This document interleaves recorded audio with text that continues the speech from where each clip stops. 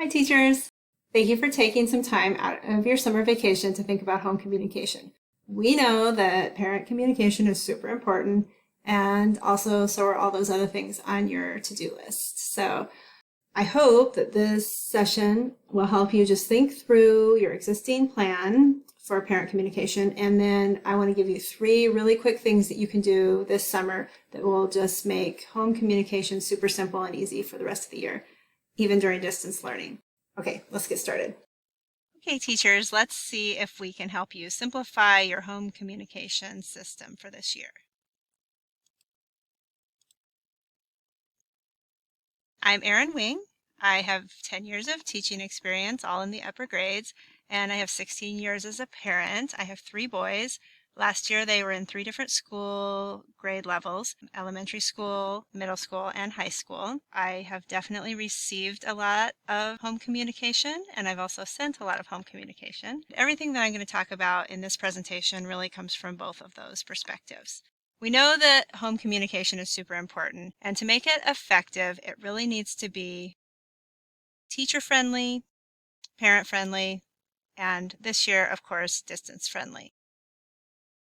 Here's what we want from home communication. We want to establish those partnerships between home and school. Usually that is through written communication of some sort, whether it's, weekly newsletters, monthly newsletters, or posting information on a classroom website. There are, of course, other parts to that parent-teacher partnership. Things like, curriculum night, meet the teacher, conferences, having parents come in to volunteer. But for this presentation, I'm really mostly focused on just the routine types of communication that you might do throughout the year. And what do we want from that communication? First of all, it needs to be quick and easy to create for teachers, and also quick and easy for parents as well. Everybody's busy. Teachers want to make sure that if they're going to the trouble and taking the time to write it, that parents are reading it and acting on it. And of course, during distance learning, it's replacing that face-to-face connection. So it needs to be especially clear and straightforward, sensitive. Again, everybody's feeling a little bit overwhelmed. We learned from the last experience in distance learning. And so just being mindful of those things as we head into this next school year. Effective home communication is really just anything that works for the teacher that you can get out on a consistent basis that is helping connect parents with what's happening at school. And if just following along with this presentation and just taking kind of a mental inventory of your parent communication system while you're listening is all that you're up for this summer, then that is totally understandable. And if you want to think through and make some changes, then I'll give you some shortcuts and some ideas about how you can do that. Okay, so ideal parent communication, I think, is accessible, connecting, and empowering. So I made up the ACE acronym to help you remember those terms. But basically, it's just we want it to be accessible, which means parents can read it and they have an easy time getting access to it. So that might just be things to think about, like, is your font that you're using clear and easy to read? Is it well organized? Are you limiting the amount of information so that you're not overwhelming parents and just giving them what they need? Being concise, I think, is important. It's sometimes easier to communicate a message with a picture or a video versus a long paragraph of text. Sometimes you need to consider language translation options if parents are speaking another language in the home. Everybody is using their mobile device, so keeping it as mobile friendly as possible is really key. Finally, it helps your communication to be more accessible when parents can count on it coming, they're used to looking for it, and you're sending it out on a consistent basis. The C part of the ACE acronym is connection. And of course, this is what we typically think of when we think of home communication. And that's just the basics of connection would be just providing information about the classroom and school. And then connection can also be just that interpersonal connection between teacher and parent or caregiver, because I know as a parent, I love to just at least feel like I know who the teacher is as a person. We don't have to be best friends, but I do like to hear little bits every once in a while about the teacher's life, or even just things that are funny or relatable. Maybe a teacher sends out a funny meme or something like that, just every once in a while, obviously keeping it professional. But for me, that actually makes it fun to open those emails, for one thing. And it is a way for me to get to know the person who's spending so much time with my kids. during the day. So I enjoy that interpersonal piece. That can be sprinkled in, obviously. You don't need to tell a story about yourself in every communication that you send, but inspirational quote or a little humor now and then, that goes a long way to me.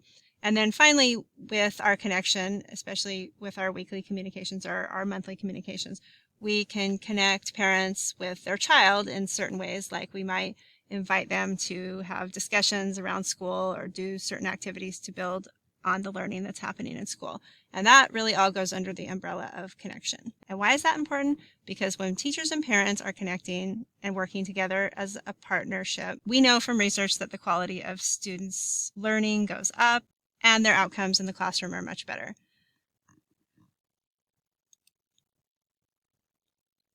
The final piece for the ACE acronym is the E for empowering. And this is not maybe what you would typically think of. It seems sort of like extra credit in the parent communication department, but there is something really powerful about empowering parents through your home communication. When they feel empowered and not overwhelmed, they're better able to help support the learning at home, and they're more likely to do it because they'll have a better attitude, basically, about it. So some ways we can empower parents are really simple things like just keeping your communication positive and concise, keeping the things that you ask parents to do at home simple and frustration free. So maybe don't send home the hardest Common Core concept that you know parents are going to stress out about, but instead send home activities around conversations that they can have with kids, reading activities, just, bonding, reading together, things like that. Those go a long way toward empowering parents. You can also think about parent education and how you can help parents to help you. So little things like even making parent education videos, and these could be super short, and sending out additional information that they can learn more if they want to about the topics that you're teaching in class. Always keeping the pressure off, but of course just presenting options for parents to have access to if they want them.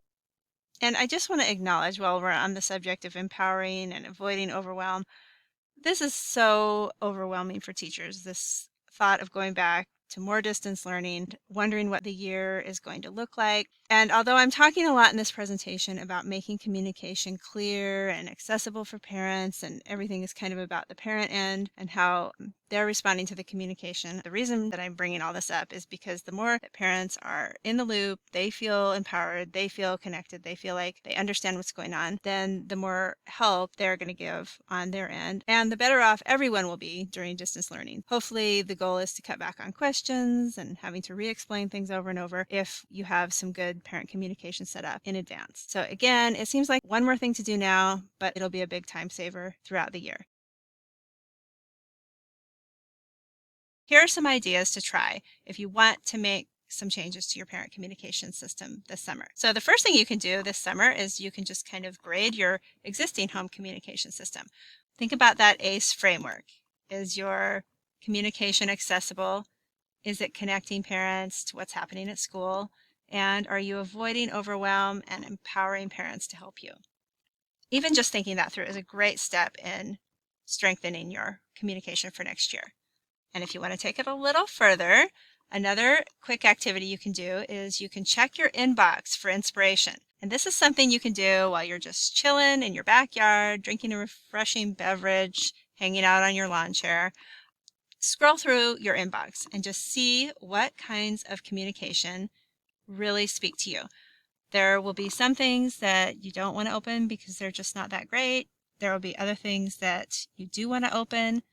Sometimes it has nothing to do with the quality of the content. Sometimes it's just really simple things like the size of the font, or is it fun versus is it just boring?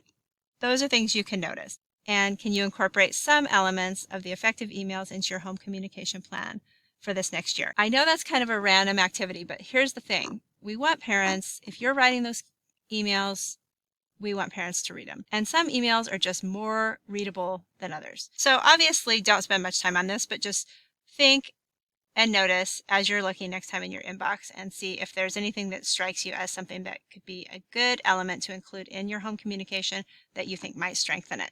And then the third thing that I highly, highly recommend you do, and this will make next year so much easier for you if you haven't already done this, and that is to set up some templates. If you know that you'll be sending a weekly email to parents, create a template, include some of those elements that we talked about of accessibility, connecting, and empowering, and just build those right into your template. Then you won't really even have to think about it during the year. You just pull up that template, add a little bit of information.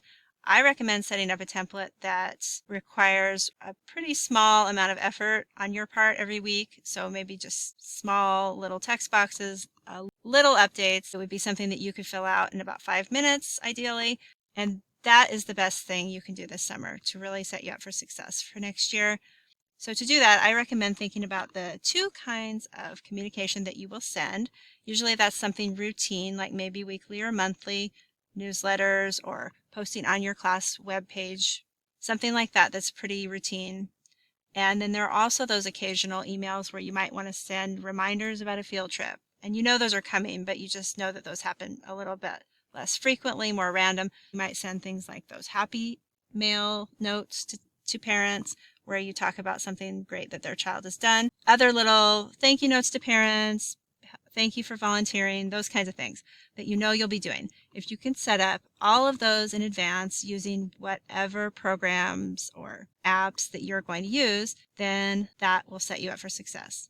So think ahead about the communications that you'll send while you're setting up your template, incorporating those elements that we talked about. And then you will be all set for the year, and I think you'll feel really confident knowing that you're including all those important elements of parent communication, and you don't have to spend a lot of time doing it during the year.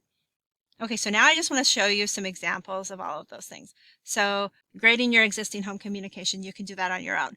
The second piece is looking at the inbox. And so I'm going to bring up 3 emails from my inbox, real emails, and we'll just kind of walk through the way that you could think about how some of those elements could then apply to your parent communication emails or any kind of communication that you're doing, whether it's text or posting it on your website or whatever. And then finally, I'll walk you through some different templates and ways that you can set things up.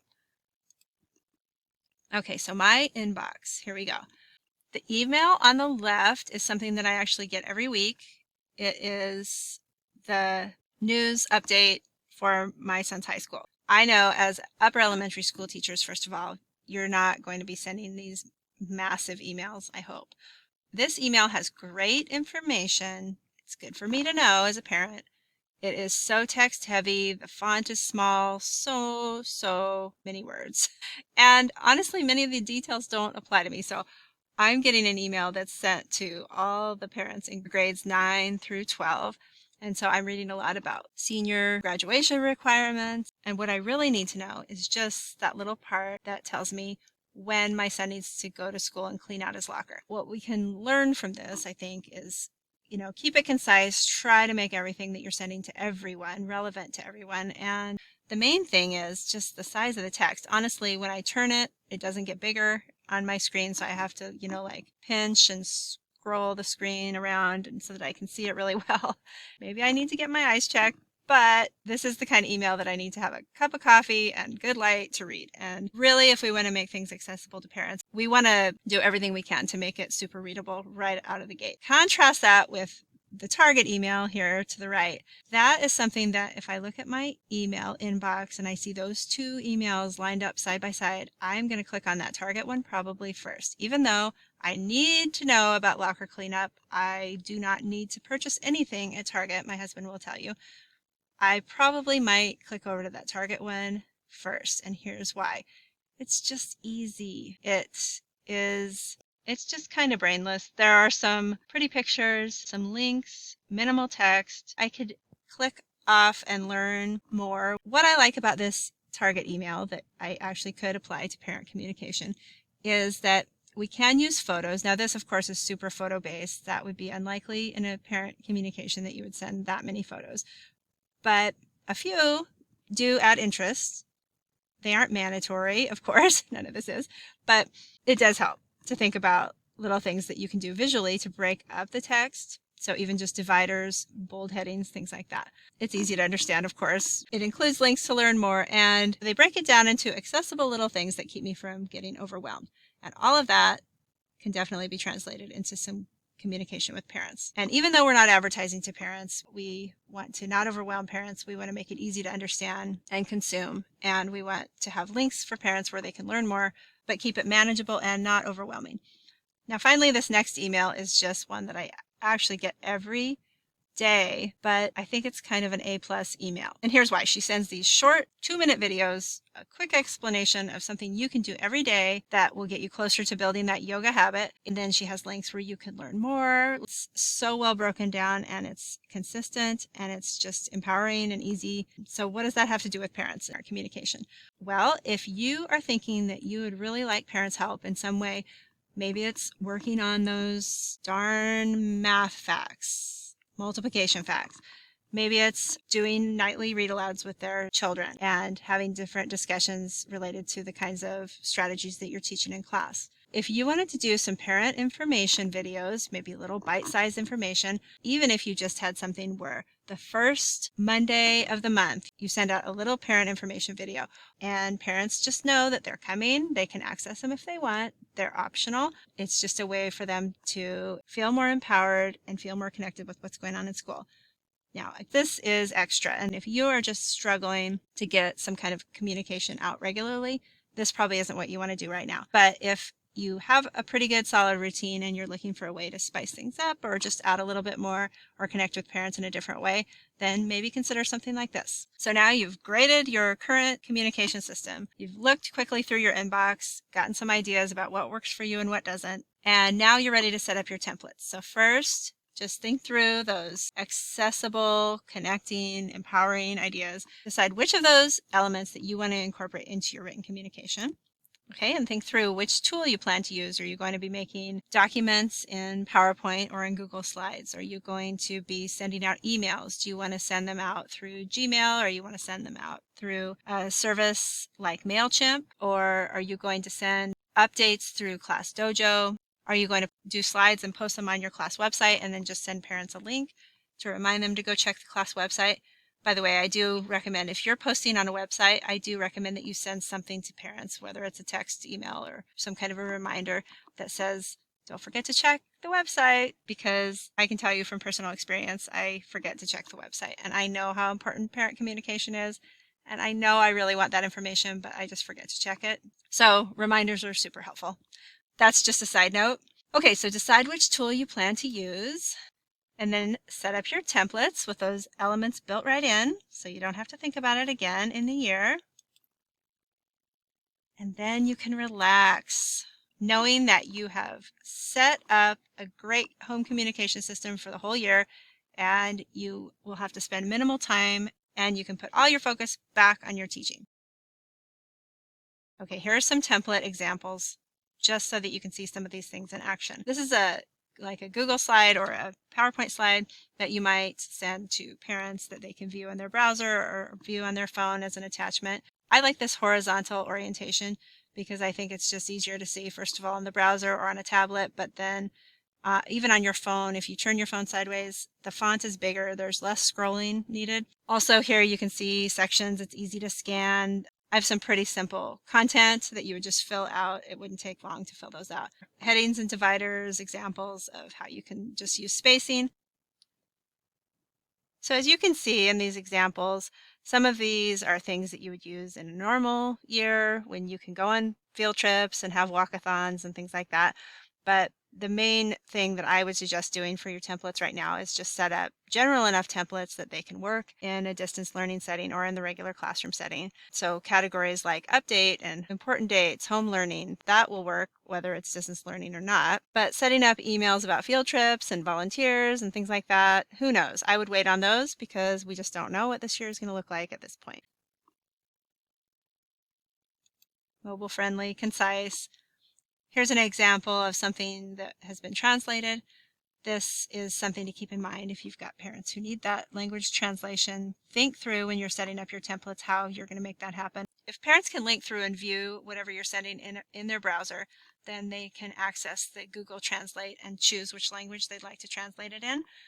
And if you are sending out a document and emailing it home, like for example, saving a PowerPoint as a PDF and sending that home, then parents can use their own translation software if they can just highlight the messages and translate it for themselves. So anyway, just think that through ahead of time when you're setting up those templates, and make sure that if there's a way that they need to translate it, maybe you could include a link to that or some kind of information for parents up front. One thing to note is if you're doing, for example, a PowerPoint slide and then you're sending that home, a lot of times teachers will save that as a JPEG. That's fine. But one thing to note is if parents need to translate, they will not be able to highlight that text and translate the text. But if you save it as a PDF, they will. So just keep that piece in mind. Okay, so some easy ways to connect that you can build into your templates. Ask a question, ask your child, and list just a couple questions that they could ask to discuss the curriculum for the week. You can put a spot where the child can talk about his or her best part of the week. That could just be another conversation starter at home. And of course, you're just connecting them with the important dates and update about what's happening in class. Here are a few more examples of ways to connect through emails or through something like Class Dojo. These would be more of those kind of infrequent, every once in a while emails that you might send. Same with these. And finally, if you want to do any parent education kinds of emails, here are a couple of different ideas. One is where you're sharing some links that parents can access if they want to learn more about a certain topic. The other might be for some kind of a video series for parent education that you want to send out to parents. Those could be links to videos that you've made or that somebody else has made. And of course, for empowering parents, make it easy for them to contact you and provide additional ways that they can boost learning at home. Okay, so that's it, and I have a packet of downloads available for you that go along with this presentation, and the first one is just this reminder of the steps that you can do this summer if you want to prep for any changes that you want to make for your home communication system.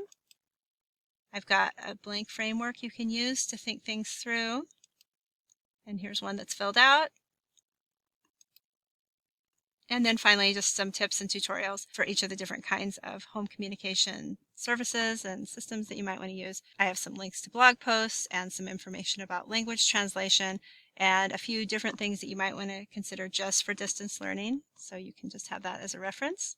And finally, I would love to help you get those newsletter templates set up or your parent reminder templates set up. I've got lots of templates for purchase in my Teachers Pay Teachers store. I have several different newsletter template themes, and each theme comes with a PowerPoint template, a Google Slide template, and also a MailChimp template. Those are really mobile friendly. And I also have the reward badges and the parent reminder images that you can use in emails or in something like a Class Dojo communication that you're sending. So those are available all on my store. And if you have any questions about these templates or about anything that we talked about today, or just anything related to parent communication, then come on over to my Facebook page and we can chat more there. Thank you so much for your time. You can connect with me at erinwing.com. I just want to give a quick shout out to Jennifer from Everything Just So for setting up this amazing summit. It's such a gift for teachers, and everything she does is just really top notch. So I just really feel lucky to get to be a part of it. Okay, teachers, I hope you have a relaxing summer, whatever you have left, and I hope that next year is not crazy. And even if it is, I hope at least your parent communication system is totally under control and you feel really good about it. Thanks so much for joining me.